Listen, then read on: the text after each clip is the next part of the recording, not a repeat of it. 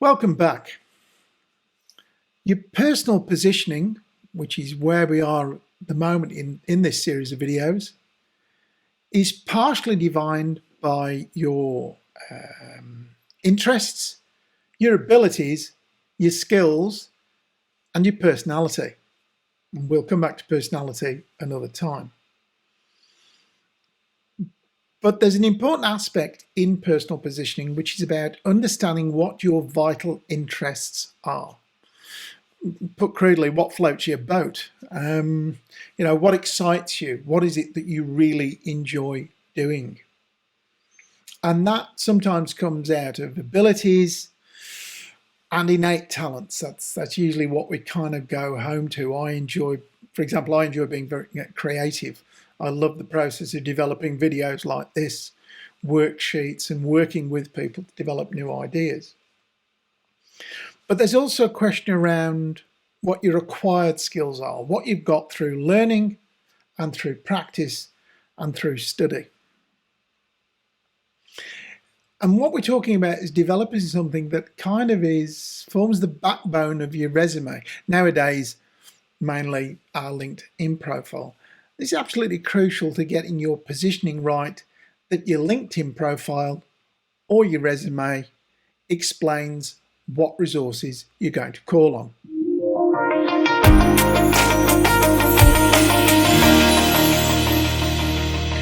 So just think about your resume or your LinkedIn profile for just a moment.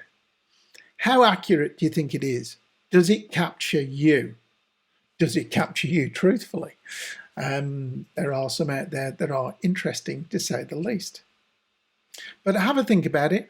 Put your comments about how well you think your resume or your LinkedIn profile captures you.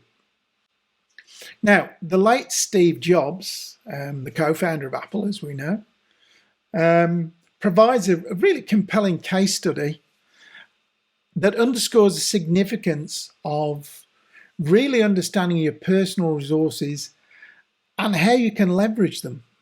And he did so really effectively.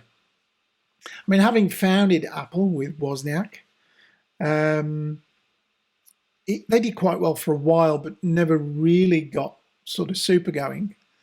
And in 1985, the consensus was that they'd kind of lost their innovative edge, and the financial performance was rapidly going downhill. And not surprisingly, the board ousted Jobs, much to his annoyance. And while away, he founded this business Next, which was about high-end workstations, which were super machines, but not particularly successful commercially. But what Next enabled Jobs to do was to expand his own personal resources. So he did a lot of learning over that period, particularly around things like product design, software development, how to go about software development, and especially around the importance of understanding the user experience. He also deepened his understanding of the tech industry and developed this idea of the importance of a cohesive product ecosystem. He expanded his talent network. He got to know a whole bunch of really talented people, and it gave him a new perspective on leadership and a vision for the company. Now, we'll set aside some of the commentary that's been made on Jobs' leadership, but what you have to accept is that Apple was phenomenally successful in his second tenure as chief exec. So in 1997, Apple, having suffered various slings and arrows of outrageous fortunes under various leaders, decided to acquire Next, and with it they acquired Jobs, and Jobs came back in. And he took all of those skills that I've just talked about and he leveraged them, and he set about transforming Apple into this this behemoth that it is now. This huge operation, hugely successful. And at the heart of that was laying this foundation of Apple's products ecosystem. So that's how you parlay understanding your knowledge and skills and building them into something really quite outstanding. So professionals who have a clear understanding of their baseline knowledge, their experience and their skills are better equipped to make informed decisions about their career, about their businesses, about the projects that they're running. They also pursue skill development quite strategically. What do I need to do next? How important this is to me in the next stage of what I'm doing with my life and work. And they also communicate their skills effectively. And you can spot the difference between someone who really understands what it is and what they're doing on their LinkedIn profile versus somebody who's just sort of listed everything that they've done in the history of the known universe. It's quite obvious, those sort of things. So what I'm saying is that self-awareness like this, and this is what it's about, building self-awareness, is it's pretty fundamental personal and professional growth. It allows you to adapt, and I think it's a route, it's one of the routes to long-term success in work and in life. And Einstein said, try not to become a person of success, but rather try to become a person of value. So how does that relate to you?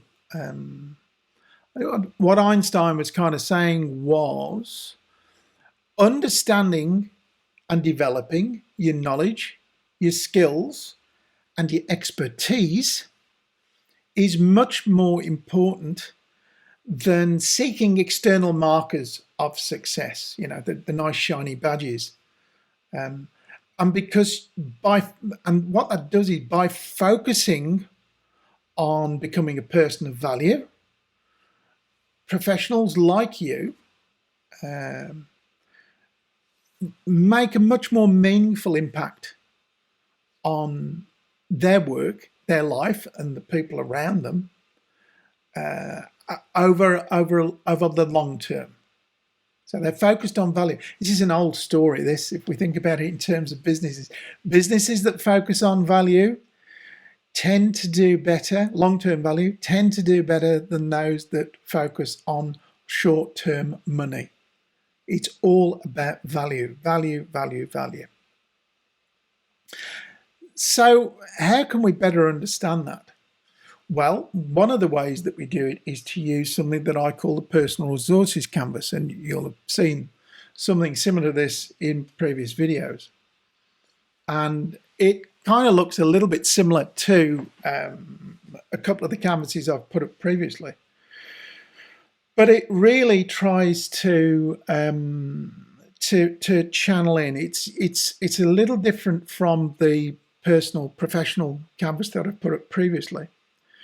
But it asks about who your customers are. Who is it that you help? Now, there's another video that's going to come up which talks about the importance of getting this right, but this is a particularly critical area of who you help. And what we've got to get is what you need to develop here is a truly deep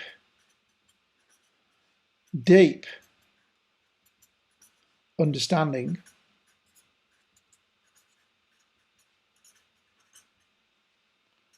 helps if I could spell, doesn't it?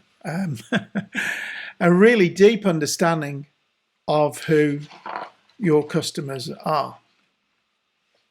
And there's lots of ways of doing that, and as I say, we're going to get into a little bit of a discussion of how we do that in a video that'll become very soon. But it's absolutely crucial that you really understand. We've got to get beyond demographics here. What we want to understand is what are the questions they're asking.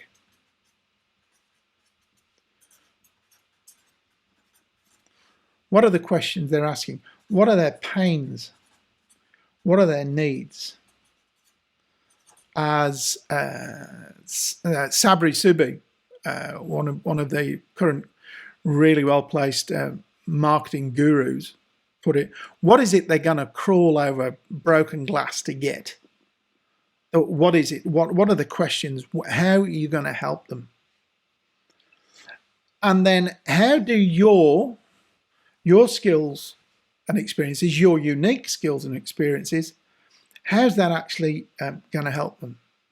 So in my case, my skill set is weird. Well, as my nearest and dearest will tell you, I'm weird, but my skill set, it combines things like I understand AI because I was an AI professional for a while.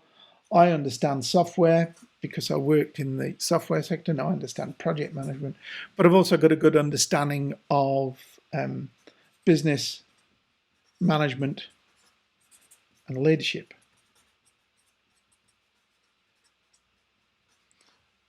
So what that puts me in a position to be is a really good coach in tech.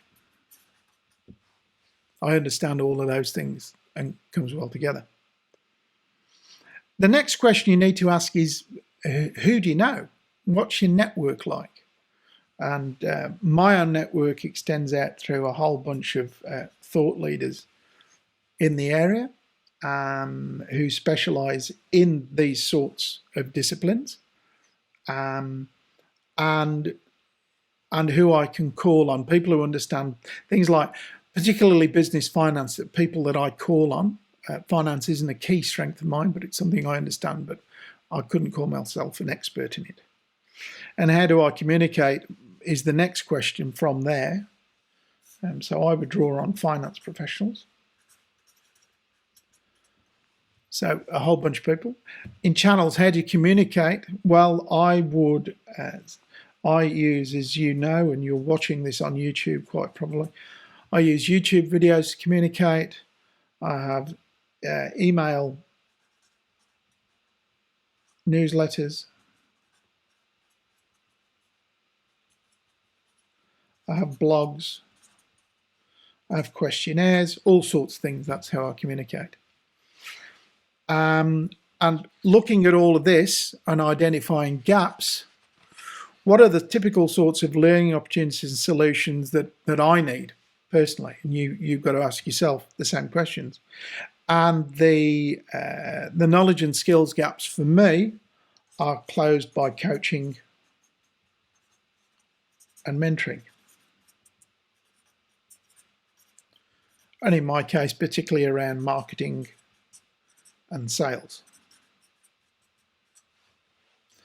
So you see, I'm building a very general picture here, but you would dive in far more detail into this particular approach.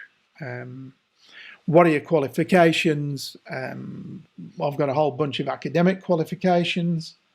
I've got a couple of professional memberships. And I've got a bunch of sort of the MOOC qualifications of things like edX and Coursera. But I've also got other things that I understand how to do in terms of via character strengths, and I know how to assess mental toughness, and also people's learning preferences. So that kind of sets me up as a coach, and I'm in the process of finalising a coaching qualification. My interests and abilities are a lot of creativity is how I would describe it, because I love things like music, photography, design, and a lot of performance. And my experience is really as a higher education teacher, an exec. So it's those sorts of ideas there. Who helps me? I'm very fortunate. I'm going off target here. Who helps me? I have a tremendous mentor, a guy called Chris Freeman. I have another truly wonderful mentor, a guy called Taki Moore, and also taking a course by Sabri Subi as well. So these are the sorts of people that support me. And then I have an EA and I have a search engine optimization. I said we'd come back to personality on another occasion, and we will, but I've got the personality type that I fit with is aligned to what it is that I do. And what other assets do I have? I have a whole bunch of I've got books that I've written, I've got articles, I've got all sorts of I've got a big installed software base. You build the assets that will help you to support. What do I need to improve? Well, for me, it's very simple. I always need to improve my marketing and sales skills. You get the picture. What we're trying to do is to build a summary of who you are and what you've got. And we would use those areas. And the idea is to look, for me, the idea is that you look at your customers just here, and you see what you have, how does that tie to that? And are there things that you need to improve to make that tie-in closer? Now, the answer for me, the thing that I need to improve to make my tie closer to my customer base is that I need to improve that. You need to go through a similar exercise to help you to actually take the approach. I just want to come back to where we're heading towards, because what we're heading towards is we're actually trying to start to fill out this. And this is the personal professional canvas. So this discussion about resources that we're doing in here is going to help us develop this further as we go along. So that's sort of a sketch of the exercise, and what I'd encourage you to do is to actually take that one step further and really get into some detail around that. Just comment below what sort of value you can see in the canvas, and give me some idea of what you're thinking when you see this. Now, Zig Ziglar, some of you will have heard of him, motivational speaker from America, a lot of very pithy sayings, very good at what he did. And he said along the lines of, you don't have to be great to start, but you do have to start to be great.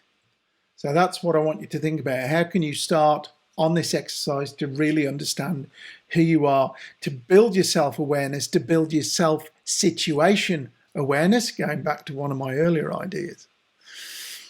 Because understanding and nurturing your knowledge, skills, and expertise is absolutely vital. It's your pathway to growth and to success. And it infuriates me when I see when firms say, well, we've got to make budget cuts. The first thing that goes is the learning and development budget. That's ludicrous, because where is your growth going to come from? It's going to come from skilled people. That's what you need to see. So you need to learn, and companies need to learn this too. You need to learn. You need to embrace your strengths, not fear your weaknesses. There's the work on character strengths done by the Fire Institute talks about signature strengths, and then it talks about lesser strengths at the end. So there are things you can do with your weaknesses. Just remember that every step forward is a step closer to what you want, to your goals. And most importantly, progress, not perfection, because progress is a journey. It's not a destination. So get started on the journey.